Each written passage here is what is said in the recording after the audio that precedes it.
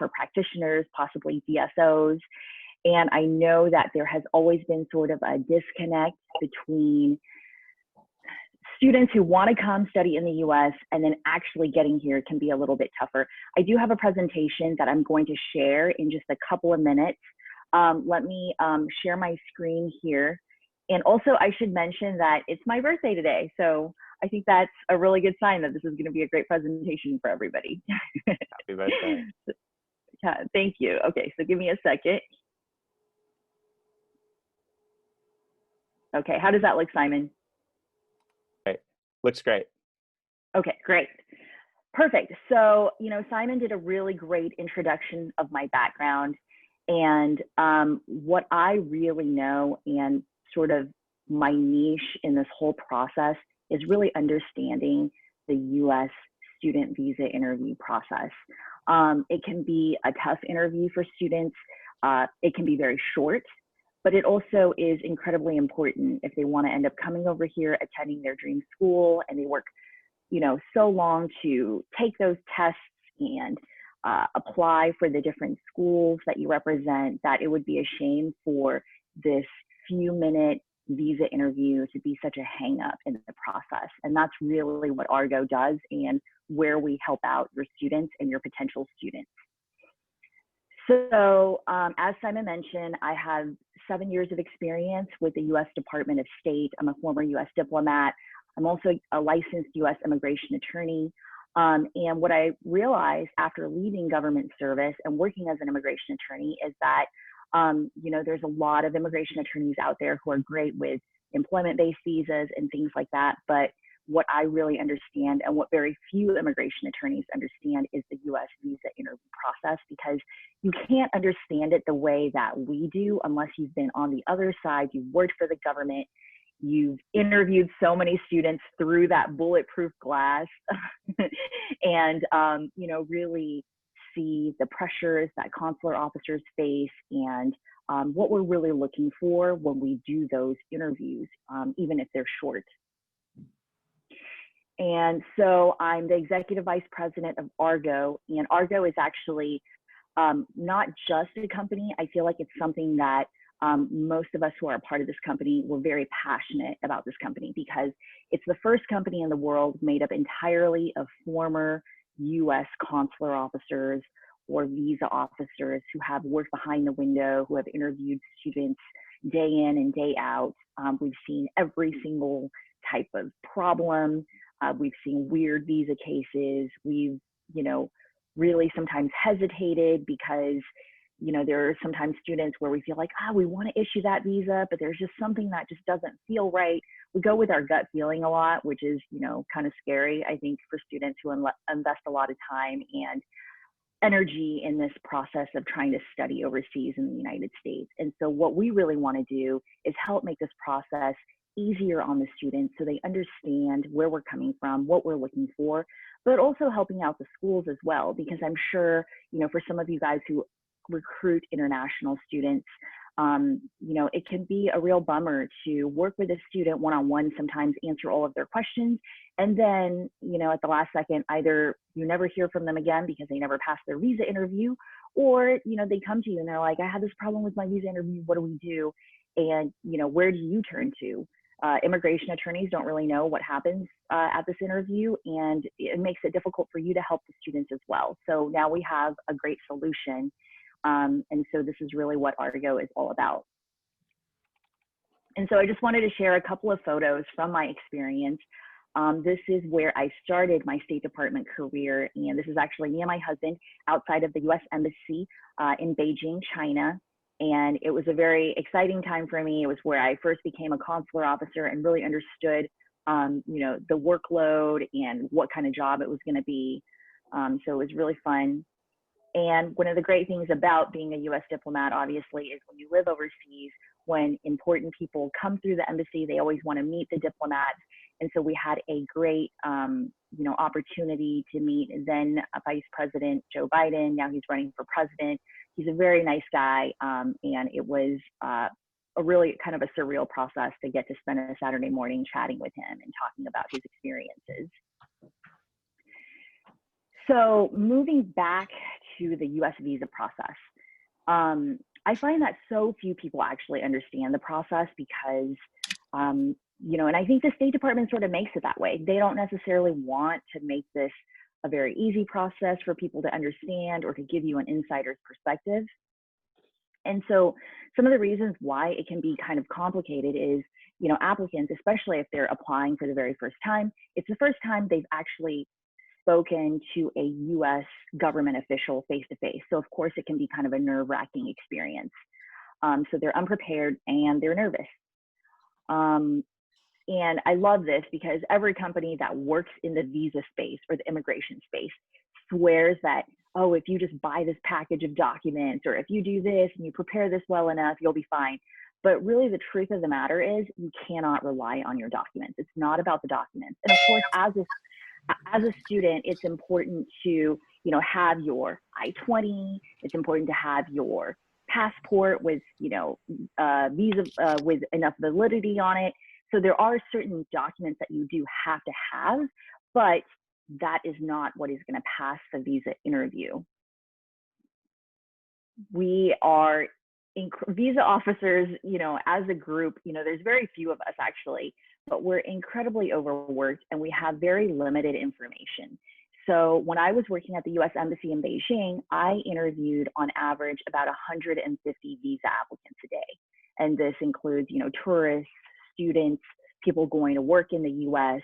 And that is a lot of people to talk to in any given day. So, sometimes we can get quite weary. We can be in a bad mood. And if a client or if a visa applicant is not prepared, it's much easier for us to just hit that button and refuse the applicant versus take the time to hear them, correct themselves or, spend time getting to know their situation. We are always looking for those quick approvals and quick refusals. So now that I work with Argo, when I do consultations for people applying for their visa interviews, it's really, first of all, it's a lot more fun for me to help students versus try to judge them through the window. But also it's just, I think it's an eye-opening experience for students as well, because when I work with them, first I try to understand their background, their family history, their travel history, their education history. But then when I do practice interviews with them, I'm like, okay, are you ready for this? Because it's going to be really fast. You're not going to expect this to only last a couple of minutes. And they're always surprised. They're like, really? That was it? And the thing is, you want it to be quick, because if it's a really quick approval and you've done everything right, the visa officer has already kind of scanned you up and down and like looked at your DS-160 or your case in the computer. And they're like, oh, this person's totally fine. It's like a gut feeling. But this gut feeling comes from us really understanding the experience, talking to so many people. I'm sorry, I'm going to take a sip. And really, we sort of develop this sixth sense for reading people. And so you have to understand where we come from, our culture, how to present in a way that a consular officer is likely to listen to you, especially if you have, a slightly more complicated case. Maybe you've been refused a visa before. Excuse me. Maybe you've had family go to the US and now they're American citizens or green card holders or whatever it is. It's really, really important to interface in the right way with your visa officer. And finally, there's language and cultural barriers. American officers, when I became a US diplomat, they give you a short amount of training. They give you like 6 weeks of training in consular work. So this is like the immigration and visa process. And then they may give you language training. So if, for example, before I moved to Mexico, I studied Spanish for 6 months. My Spanish is, más o menos, it's like, okay. But then I get sent to Mexico and all of a sudden I'm at the visa window and I'm interviewing visa applicants in Spanish. So you can imagine, like, 6 months of language training is great, but it doesn't mean I'm a native speaker. It doesn't mean that my language expertise is incredibly deep. So again, there's going to be all of these barriers between you and the visa officer and them understanding you. And so anytime I help clients I explained to them, you have to understand this process from the perspective of an American officer, not, what you think they need to hear you say, or, if you memorize this thing, then you'll be fine, which is what everybody tells you, and it's absolutely wrong. You have to understand where we're coming from and lessen those barriers and make the officer understand you. And really, we're the only people who can do that. And so the stakes are really high. A lot of times people say, hey, my cousin never had a problem with his visa interview. He was fine. He got it. So I should probably be fine. But the thing is, once you have a problem, it becomes a huge problem. If you get refused a visa, it makes it much harder for you to get approved a visa the next time. And all of those issues are going to be there waiting for you the next time you want any sort of interaction with the United States, whether you want to go there for vacation, your friend's graduation, maybe your aunt is getting married. I don't know, but you can't get past that hurdle. And it's just a big problem. It's better to do it right the first time and not have any issues. And so even for the people who may have been successful in the past, I have actually seen this in my career as a visa officer, that, a person has been approved visas for a couple of years. Then all of a sudden, one day, the visa officer took a look at their case and was like, wait a minute, this person was actually refused in, 2010. And the officer that interviewed him next made a mistake and approved him and allowed him to go because he didn't see the visa notes, but now we're going to refuse him. So anything can really happen. And so I always tell clients, when you're successful at your visa interview, do you want it to be an accident? Like, oh, let's just roll the dice and see what happens? Or do you want to prepare for it the way you prepare for everything else in your life, like your studies? You're going to study in the US, you take the TOEFL exam, you take the SATs. I mean, you want to prepare for your visa interview with experts the same way that you prepare for all of the other hard things in your life, because you don't want it to be just an accident or leave it to chance. And so, Mandy, yes. Is this a good time for a quick question? Absolutely, anytime.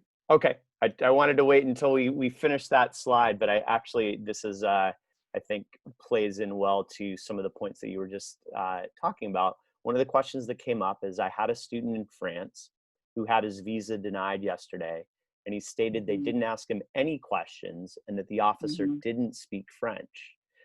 Is there anything we can do, or anyone we can contact if a student's visa is denied and they feel they weren't given a fair chance? Are consular officers required to speak the home country language?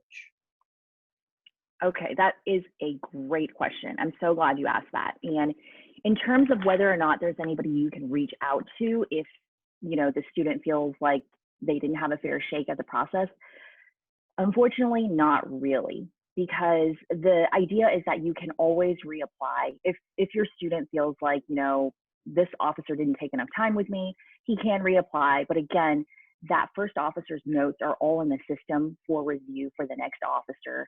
So you really want to kind of get to the bottom of why he was refused so quickly. And in terms of whether or not an officer is required to speak the home country's language, not always.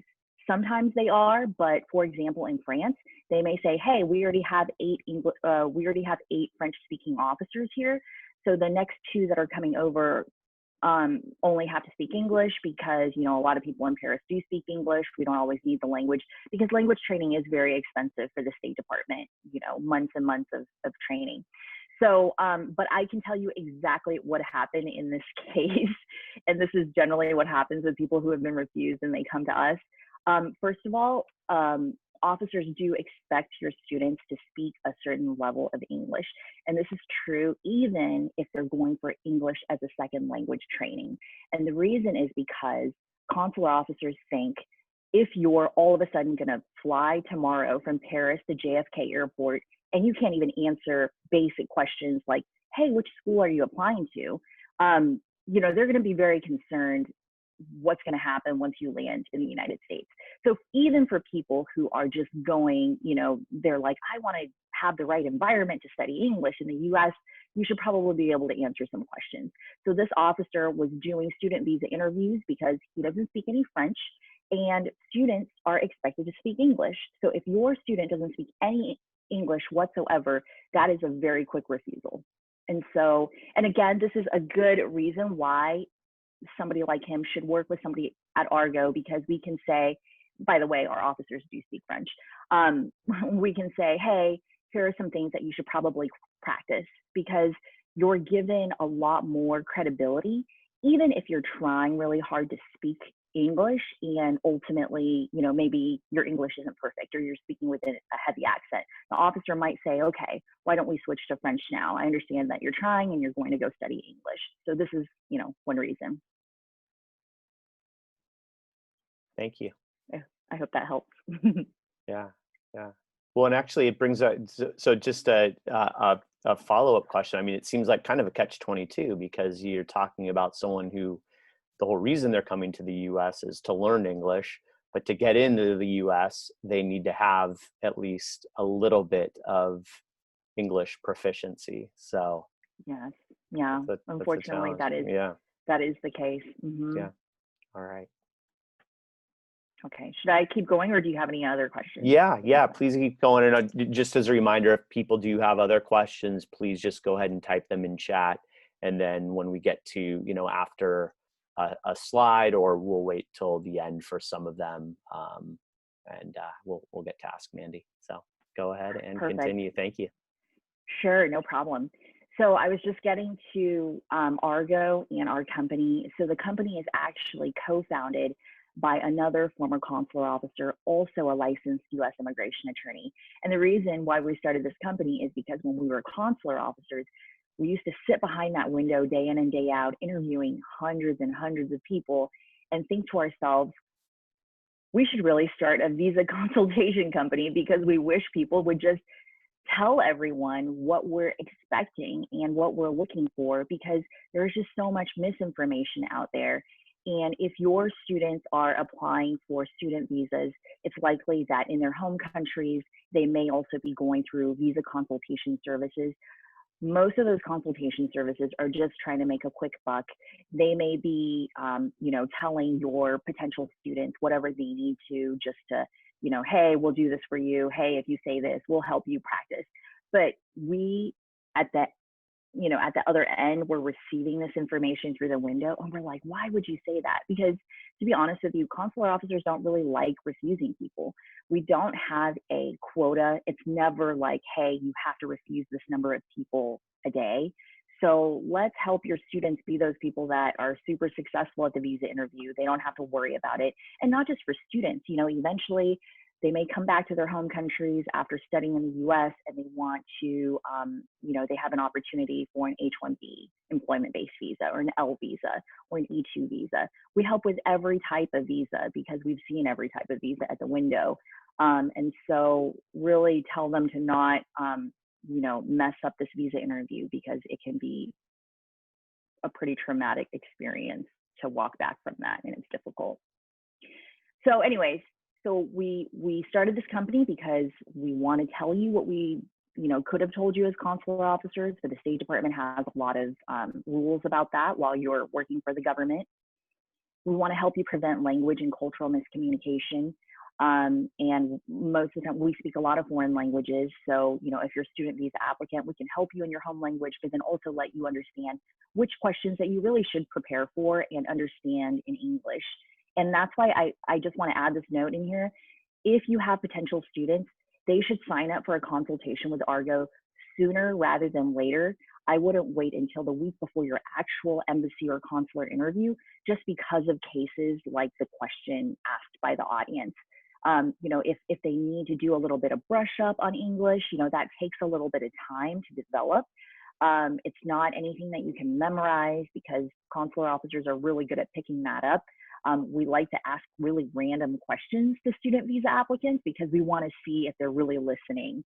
And we want to, you know, sometimes they'll be like, well, what did you have for breakfast this morning? And if they're prepared to give you the whole spiel, like, well, I selected this school because the professors are great, then we're like, okay, that's not what I asked. So do you really speak English or do you not? So, you know, it's important to really know where the triggers are in your client's cases and in the student's cases. So it's better that they prepare with us, know what they have to prepare in advance, have an idea of what they're going into, so that, you know, they can really kind of go in feeling confident, and the confidence is really, really important. And so how Argo works is we're a online platform that's accessible to people from all over the world as long as they have an internet connection. If they don't have a computer, they can use a smartphone. It's a really intuitive process. And so what we do is we connect people applying for US visas with people who are former visa officers to help them succeed at their visa interview. And so a few things that people, again, don't know about the visa interview is that the consular officer actually has absolute discretion in deciding whether to approve or refuse your visa. And what I mean by that is if one of your students comes to my window, I decide to refuse this case, not even my supervisor or my boss can change the decision on that case. He may completely disagree with me. He may say, hey, but this student speaks great English, you know, has had stellar grades from high school. Like, I don't even understand why you're refusing him.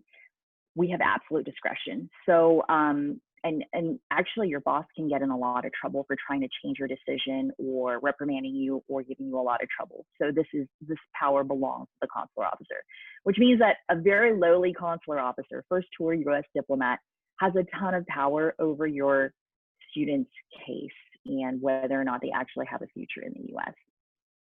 As I mentioned before, once you've been refused a visa, it's more difficult to have your visa approved. And consular officers used to actually, you know, talk about this. We called it being on the 214B train or the refusal train. You know, oh, this guy just keeps coming and keeps getting refused. And it's not impossible to get a visa approved after refusals, but it is more difficult, and it makes it even a better reason for people to work with someone who really knows visa refusals and know, you know, how can we walk back from that? Is there anything that we can do so that this person gets taken off of the refusal train or the 214B train, as we call it? And the next thing is that your visa record is actually for life. So from the time that you apply for a visa when you're 6 years old because you're going for vacation with your parents, to the next time that you apply, maybe you want to, you know, go to university or high school in the United States, all of that can be seen by the consular officer in their State Department NIV or IV system. Even if, you know, this family ends up immigrating, maybe they apply for the investor visa or, you know, they have family who petition for them, still all of that information is accessible to the officer. So that's why you don't really want any sort of blemish on your visa record. You want to make sure that it's pristine, that it, you know, you are always going to be a quick approval where the officer looks at you and is like, oh, great, this person is, you know, is somebody who's super easy to approve. Okay, so next I want to just walk through the timeline really quickly about COVID-19's impact on student visa processing. This has been an extremely tough year for everybody. I totally understand that. And people in the educational realm, you know, helping international students, I can imagine it's been pretty stressful. But as you all know, December of last year is when the COVID-19 outbreak happened. And at that time, I don't think people actually knew how serious it was going to be. But in the middle of March, the State Department and Consular Affairs decided to suspend all routine visa services. This has actually never been done before in the history of the State Department. And so you can see how seriously they're taking this situation. And this, of course, also makes it very difficult for students because summer is actually our student visa season. This is usually when students come in, they're preparing to go to school in the US in the fall. They actually have they can't apply any earlier than 4 months before their program starts. So usually we have a steady stream of students coming in at around this time. So this obviously throws a wrench into the whole situation. So the good news is in the middle of July, the State Department tweeted that it was going to start a phased resumption of routine visa services. And, you know, what does that mean?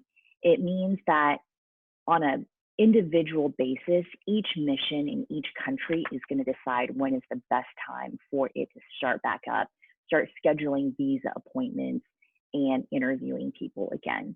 So unfortunately, the State Department, through this message, you can tell they do want to start things back up around the world, but it's not something that they can just snap their fingers and do, because it really depends on every country's specific situation and how they're handling COVID-19. For countries where there's very few cases, maybe the local government can discuss with the US government, hey, we're ready to do this next week. But it really is an ongoing conversation between two host governments, whether or not it's safe for US diplomats to return to work, whether or not it's safe for visa applicants to stand in line, walk through that waiting room. How do we do that in a socially distanced manner? So if you're wondering, if you have a lot of students coming from Colombia or Nepal or China or Mexico, it really is, there is just no way to know in advance when things are going to start back up, because even from the State Department's perspective, and I have a lot of colleagues who still work for the government, it's on a week by week basis how things are being dealt with and what is safe for people to go through. And if you have ever been through a US visa interview, I actually have, because I was born in China and I immigrated to the US. But people stand in line, just tons of people crammed together. In the summers, it's like sweaty, it's uncomfortable. And so now they have to figure out a way to do that safely. So it is going to take some time. Okay, so now I'm going to walk through the interview checklist for students. So first, they should always have a passport that has at least 6 months validity in it. We actually have a rule where we can't put your US visa in a passport that is about to expire or has less time than that. So you will want your student to double check, to make sure that they have a valid passport. Your DS-160 confirmation page, which is the page with the photo on it and the barcode. The student's I-20. This year, I understand that students are allowed to take in, electronic I-20s. In all of the years past, you had to have the physical I-20 that the schools would mail to you. So it is a little bit different this year. And then finally, you'll want a recent passport photo. And I think this requirement actually varies depending on where you're applying. Some places will just take your photo when you go in to take your biometrics. So you'll want to check the embassy or the consulate's website. And so finally, I put in this ... because there are additional things that it's a good idea for the student to bring. They may want to bring proof that they can pay for tuition, whether it's their own bank account or their parents' bank account statements. Perhaps they're getting a loan, so they have, proof of that loan. It's just, in some places in China, we like to look at housing documents. Do your parents own real estate overseas? So it depends on, the country. But at the end of the day, again, it's not about all of those documents. Even if you bring in a stack of documents this thick and you think you have everything on paper, sometimes the consular officer will just tell the applicant, I'm sorry, I don't want to look at any of that. I just want to know why you're going to the US. Tell me why you chose this school. Tell me about your family. Tell me, where have you traveled to before? So it's good to have these documents, because just in case they do ask, you have it prepared. If you don't have something that they're asking for, sometimes they'll put you in something called administrative processing, which means that your case is sitting on a back burner in some visa officer's cubicle, and they're talking to 150 students a day. You don't want to be one of those students, because those cases easily get lost. I think one time we found some case in the back of somebody's desk in China. This diplomat had already moved on. He was going to Estonia for his next assignment, but this case that he had interviewed months before was just sitting in the back of his desk because it was just, out of sight, out of mind. So make sure you're prepared. And this is, of course, something that we as former consular officers will walk through with every student, with every visa applicant, telling them, hey, do this so that you can streamline the process. Okay, so some tips for your students. It's a good idea for the students to keep in touch with the schools. Obviously, you guys are receiving a lot of information right now also about, whether or not, the hybrid, there's a hybrid model where it's okay for students to go study in person. If it's fully online, students actually aren't permitted to get a student visa until possibly next semester. So it's sort of a wait and see. So, good idea for the students to keep in touch with you. There are visa appointments now open all around the world, but again, it's on a case-by-case basis, country-by-country basis. So always have your students check their embassy or consulate website, and I would say if they can get a visa appointment, snatch it up. The visa interview is so important. I cannot stress that enough, and make sure that they prepare with the experts. When I was in China, I actually worked in the fraud prevention sort of revocation memo unit for a while, and it was always kind of sad to me that there would be applicants who, you know, clearly extremely wealthy, have never had any issues ever, and it would just be a humiliating process for them because they had been refused a visa once or twice, and then now it's always a toss up in the air whether or not they're going to get their next visa, and you can tell they knew that too. And finally, that it's important to be confident during the visa interview. But a lot of times this is difficult for students to achieve if they don't know what to expect. They're nervous, you know, they're worried their English isn't good enough. And so this is one other thing that Argo really helps with our student visa applicants, is that we really give them this confidence. We let them know exactly what to expect. We let them know what we're looking for. You know, if there are things that they could work on, we tell them, we do mock interviews with them. And they really walk away. We have not had a single bad testimonial. And just for that peace of mind and thinking that they finally have this insider's perspective, which has really never been available to the public before. Okay, and so I actually put this slide in here because recently we have had students have problems with visa revocations. And visa revocations are really tough. If you have any students who are Indian nationals, the State Department and Customs and Border Patrol blanket revoked 4,000 to 5,000 student visas this year. And, you know, a lot of times these people don't even know what they did. And so this is how we can help. We can help them understand their situation and why their visas were revoked. We can help them prepare their case for the visa officer at the next interview if they still, you know, are interested in being in the U.S.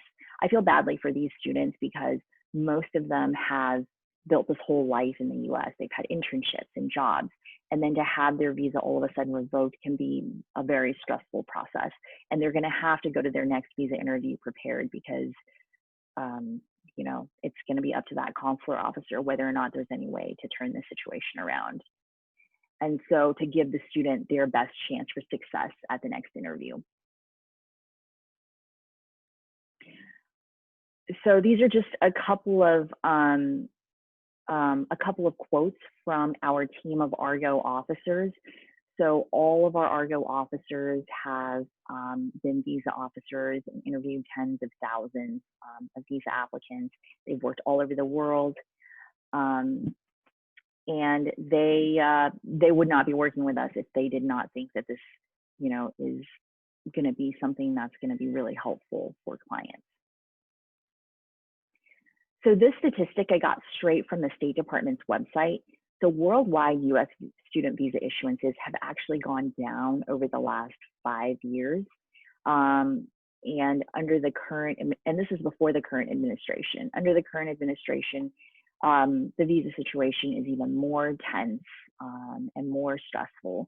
And so, you know, it's important not to, you know, blow that one opportunity in front of the consular officer.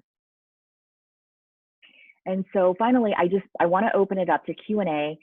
You guys will see that I have a QR code up here. This is a unique link that we gave to basically Study USA clients and webinar viewers. If you were to go straight to our website, www.argovisa.com, and you were to try to sign up for a consultation, it's a lot more expensive. We do give our global partners like Study in the USA, you know, a discount for their students. And so it's a good idea to sort of remember this URL. If you don't use a QR code scanner, I know I don't worry about it. Study USA will send a follow-up email with the URL for your student to sign up if you think they have the need for it. And so Simon, maybe we can, I don't know, do you have Open the it up to URL on questions. you? Yeah, Oh, maybe you can send it to the chat or something, or I can do that in a yeah. little Well, bit. so a couple of things. We will go ahead and send out a follow-up email to all the participants in our audience. So, Mandy, if you have other information that you want us to communicate to any of our Mhm. attendees or anyone who's going to listen to this, after the fact, because we'll have it on our Mhm. website as well, just send it to me and we'll get it out to everyone. Perfect. That sounds Yeah. great. Yeah. And thank you this is hugely helpful, amazing information, and lots of questions, which is I think always a good sign that Mm. this is a important topic.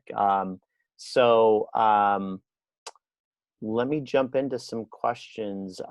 First of all, what the decline in the visas? Mhm.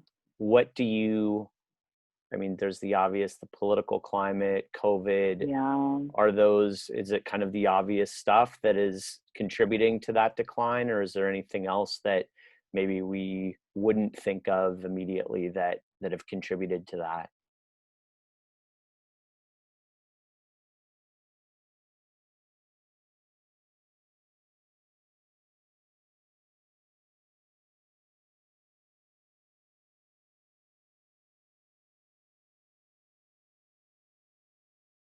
Andy?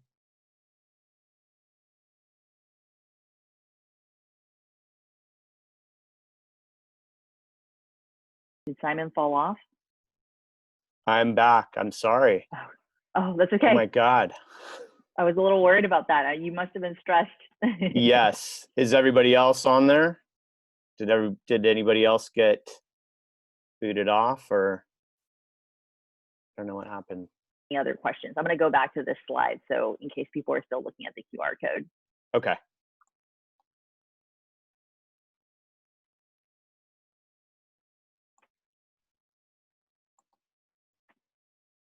Is everybody there? I think so. I think, Okay. yeah. Okay.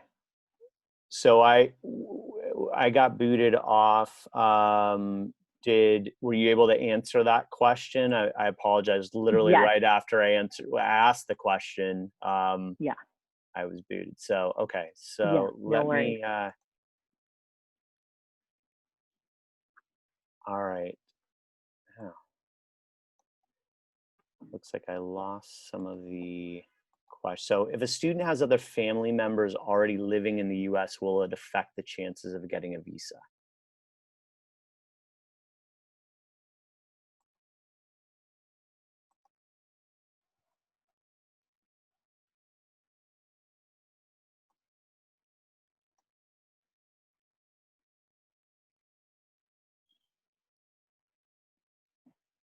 Can you Everybody hear with me? me? Yeah, I can hear you. Okay. You just cut out in the middle of that Okay. question. Sorry. So if a Mhm. student has other family members already living in the US, will it affect the Mhm. chances of getting a visa? It can, sometimes not. So it really depends on the student's other situation. For example, how strong of a candidate are they? Are they a really good student?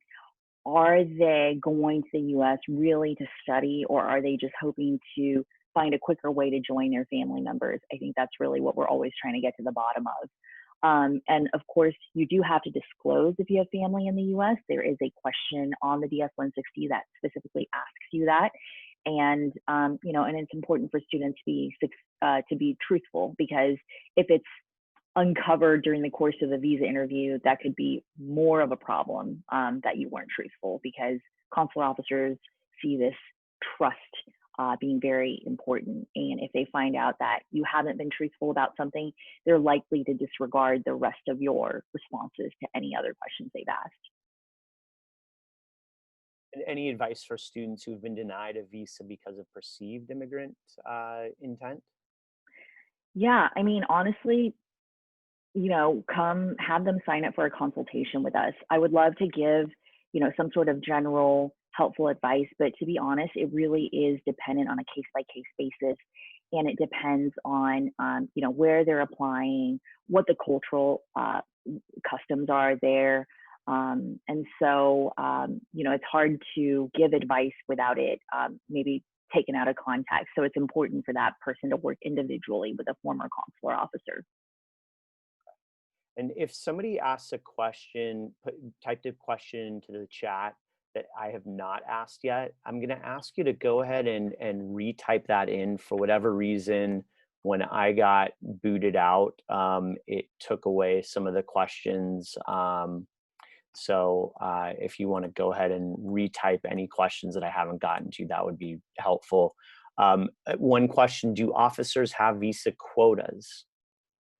They don't. So we do try to interview as many people as possible. I think that's always the goal. But in China, for example, when I was working at the embassy in Beijing, we would regularly have 4,400 people walk through that waiting room every day. And Yeah. every single person had to be interviewed before they can, before the officers can leave. So you're always just trying to get everybody out of the waiting room. Yeah. And actually, Simon, while we're waiting for more questions, I have a couple of more slides that just gives a little bit more of a sort of illustration of Argo. Oh, one other thing is, join our Facebook group. I'm always making videos, giving out tips. So you can search for us. We're a private group, but we're called Argo Visa. And, feel free to find us. This is a map of where all of our consular officers have worked around the world. I actually have a few new locations that are not on here, so it's even more than this. But as you can see, we've been all over. We've been in Brazil, we've been in Mexico, we've been in Canada, we've been in China, India. So we really do have a lot of collective expertise, and that's really one of the strengths of Argo, is that our officers, we talk all the time. We're always trading insights and information about how visa interviews are perceived in different locations. And so currently we have 26 officers working for Argo. We speak 10 different languages. And if you add up all of our time, all of our experience together, it's 9 decades of experience, which is a lot of visa interviews, unfortunately. So now we're back to the QR code. All right. So some other questions. Is it different in each country? Just in terms of, are any different trends that you see in different countries in terms of how many are approved, or certain denials, and anything that we would see different in different countries? Yeah, I mean, there always is going to be a little bit of a difference country by country, because each country's culture is going to be a little bit different. And I'll just give you an example.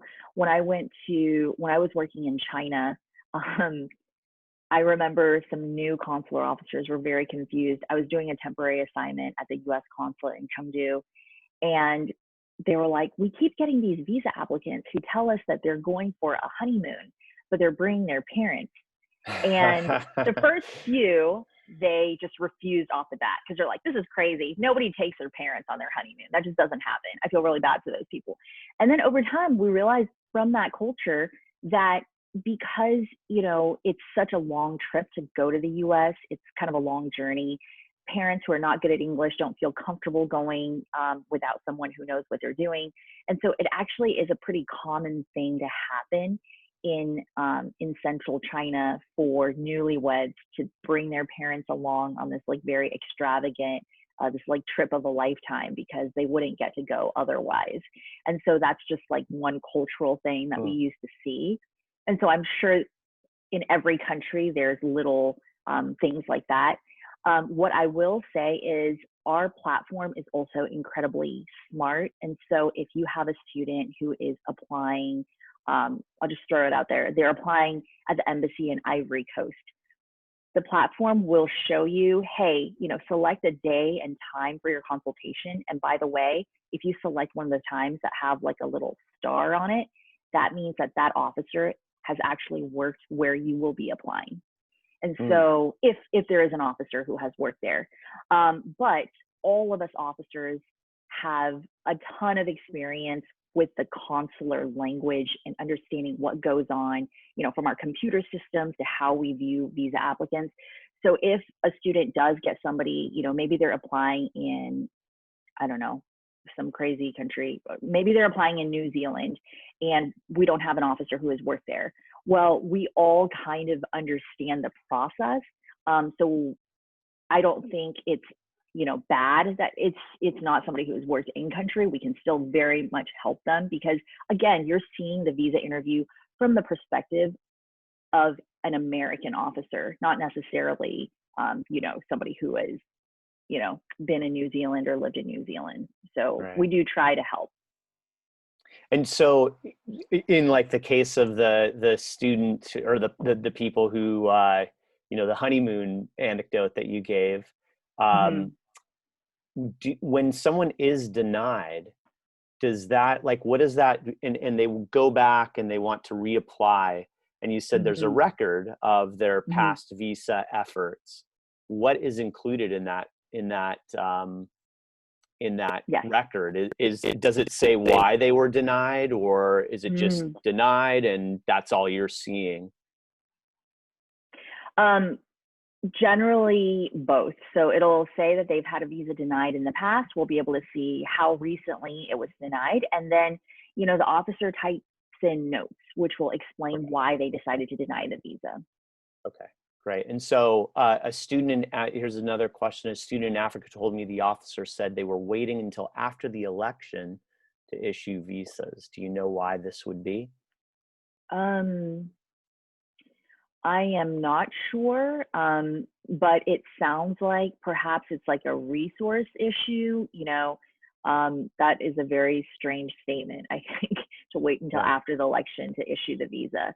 Either that officer is just, sharing too much information. They're not supposed to say that, or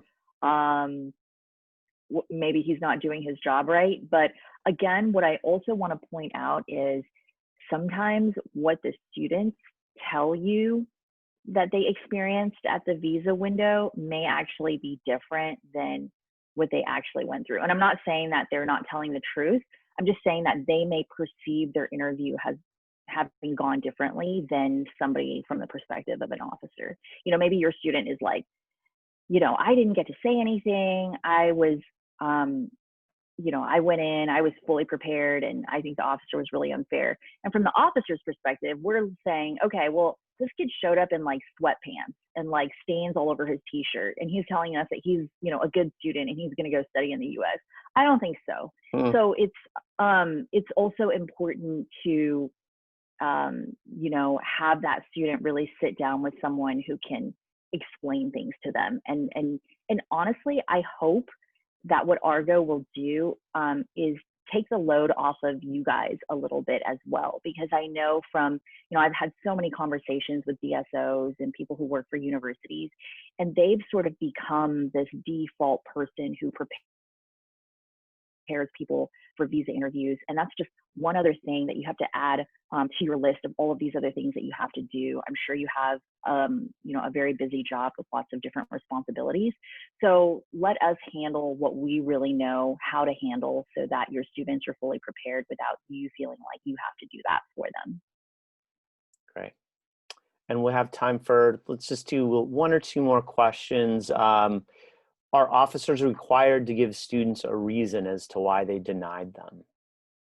They don't. And sometimes they will, but sometimes they won't. And I remember that there used to be students who would say, but why? You refuse them. And they're like, but why? And the people who are most insistent that they would get a reason, we usually don't give one. And the reason is because if you gave them a reason, they would say, oh, but you misunderstood. I didn't mean that. Or no, that's not true. What I meant was this. So at that point, you've already made your decision. The visa is denied. So you're not going to change your mind. And so that would only prolong the interview. And you have this like long line of people standing behind you that you're trying to interview. So what would be in the notes? Like what are some of the common, if the denial happened and then we look back at the notes that we were just talking about, what would be some of the common notes on denials that we would maybe see? Or would those notes really speak to the exact reasons, or would they still just be like, here's kind of the nature of the interview, but we still couldn't really deduce anything from it?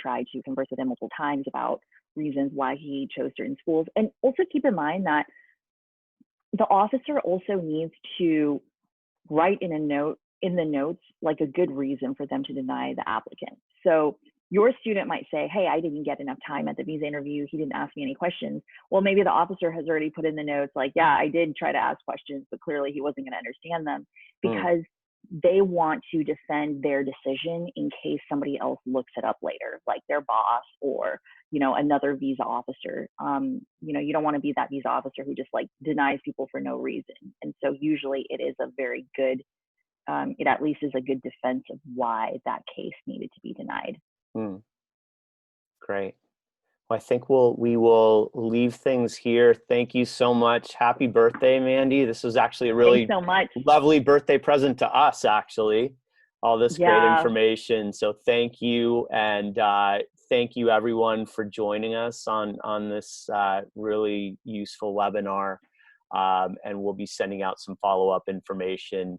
Mandy will provide me with information that I can send out to everyone. So have a wonderful day. Thank you again. Yes, thank you guys so much. Thanks for having me. All right. Bye-bye. All right. Bye.